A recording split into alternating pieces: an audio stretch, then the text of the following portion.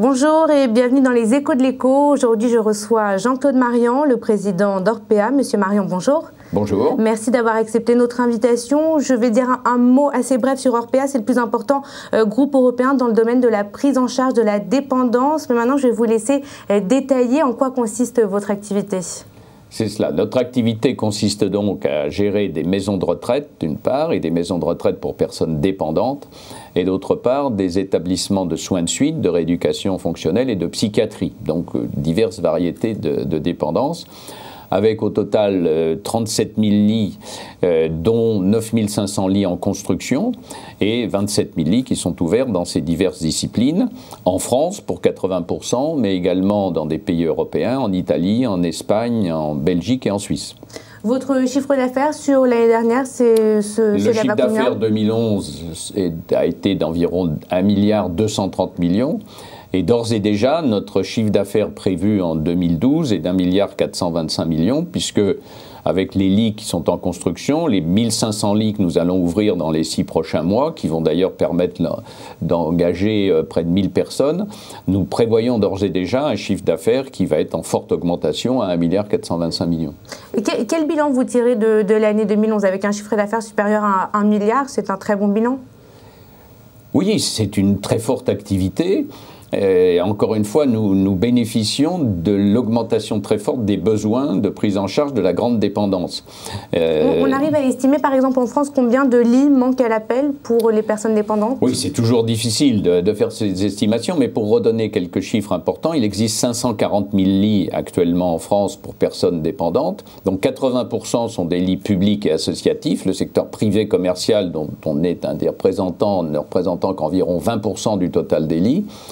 On considère de manière générale qu'il faudrait reconstruire, donc construire des lits neufs pour 20 à 30 000 lits, ce qui n'est pas d'ailleurs considérable par rapport aux 540 000 lits, mais surtout sur les 540 000 lits existants, il y a une unanimité pour constater qu'une partie de ces lits sont inadéquats, ce qui est un terme pudique et délicat pour considérer que ce sont des lits qu'il faut absolument reconstruire. Donc vous voyez que ça fait un potentiel important et un besoin important. Et ce qui est aussi évident, c'est que ces lits qui vont devoir être construits dans les 4-5 prochaines années vont nécessiter des investissements importants, puisque construire un lit, en dehors du prix du terrain, c'est à chaque fois 80 à 100 000 euros. Donc vous voyez qu'on parle d'investissements qui vont représenter entre 4 et 7 milliards d'euros. Et ce qui explique que, bien entendu, une partie pourra être faite probablement par le secteur public et associatif, et une partie importante sera également faite par le secteur privé. Alors, vous avez connu donc une bonne année 2011, vous prévoyez une année 2012 encore plus satisfaisante. Est-ce que, mis à part le fait que vous bénéficiez du fait que vos clients ont des besoins qui sont non décalables, quelles sont vos autres sources de croissance ? Et notre source de croissance, c'est de répondre à ces besoins que je viens d'expliquer, c'est-à-dire que, à la fois d'ailleurs en France et dans d'autres pays, puisque les problèmes de croissance des personnes très âgées, il y a un chiffre toujours important à redonner.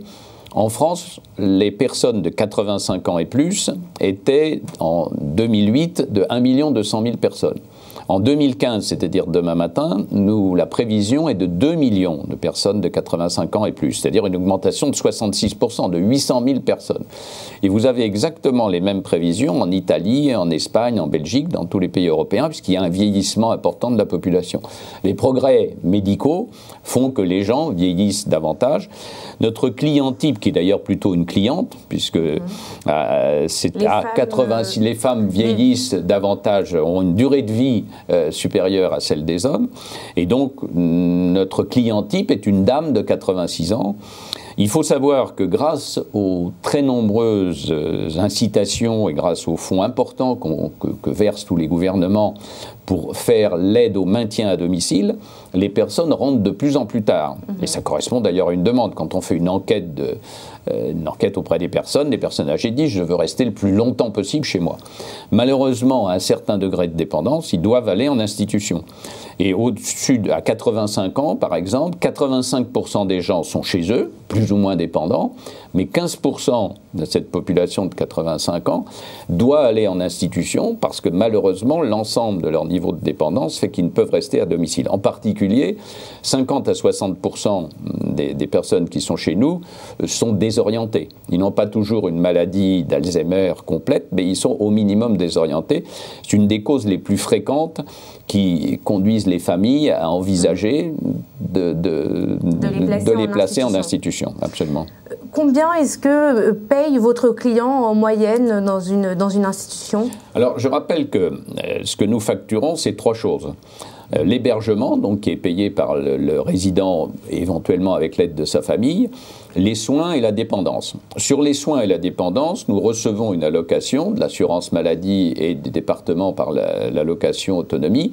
Sur ces 2 postes, qui représentent environ 30 € par jour, ce sont des postes qui sont des remboursements purs. C'est-à-dire nous n'avons aucune marge bénéficiaire.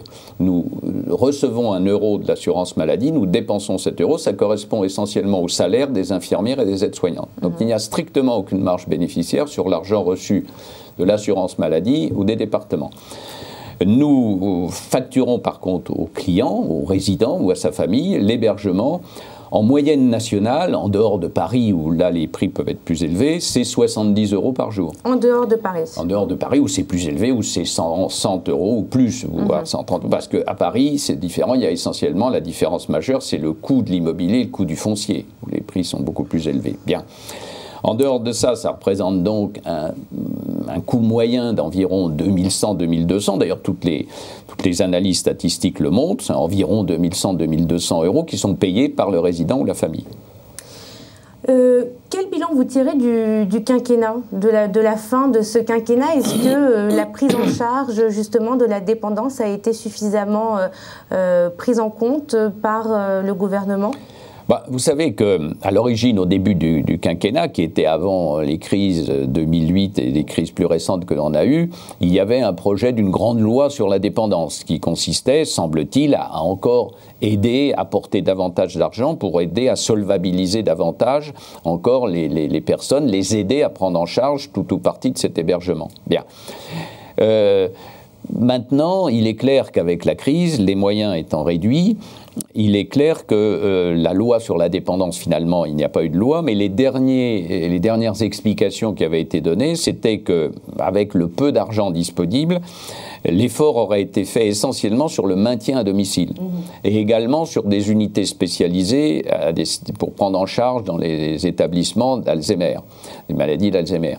Et donc, d'ailleurs, nous, maintenant, dans tous nos établissements, on a des unités spécialisées pour prendre en charge les maladies d'Alzheimer, des unités spécialisées pour les grands grabataires, puisqu'encore une fois, on prend des gens très dépendants. Donc, le quinquennat, il a fait, comme toujours, et tous les gouvernements, il a fait un certain nombre d'efforts, en particulier un très fort développement de l'aide à domicile. Il a développé aussi quand même les maisons de retraite, puisque dans les 5 dernières années, il y a dû avoir 20 ou 25 000 lits qui ont été créés. Depuis 1 an et demi, il y a un changement de loi, il y a un système dit d'appel à projet qui fait que depuis 1 an et demi, il y a eu un ralentissement, absolument, puisque depuis 1 an et demi, il y a un changement législatif qui s'appelle des appels à projet, c'est-à-dire qu'au lieu que le développeur, qu'une société comme nous propose d'installer un établissement dans telle ou telle ville, c'est l'administration qui décide sur la base d'un plan d'analyse des besoins s'il faut et qui lance un appel à projet pour créer des lits dans telle ou telle ville. Bon, bien évidemment, tout changement législatif ou réglementaire nécessite des décrets d'application, etc. Ce qui fait que depuis 1 an et demi, il y a très peu de nouveaux appels, il n'y en a pas eu d'appel à projet. On pense que ça va repartir cette année, puisque l'objectif est de créer 7500 lits cette année.